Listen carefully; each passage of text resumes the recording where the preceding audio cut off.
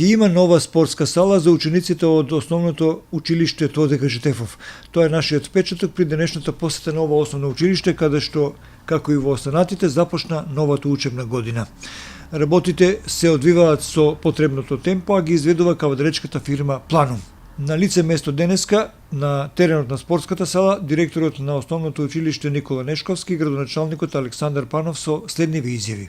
Имаше закаснување за што јавно се извинав и јас.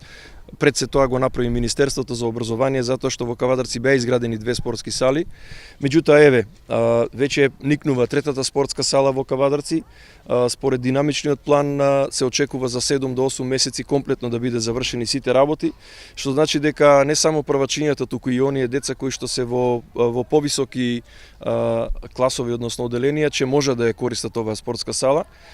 И секако убеден сум во тоа, бидејќи се работи за спортска сала каде што во близина нема слична таква, дека многу од мештаните тука, многу дечиња ќе доаѓаат да спортуваат во оваа спортска сала.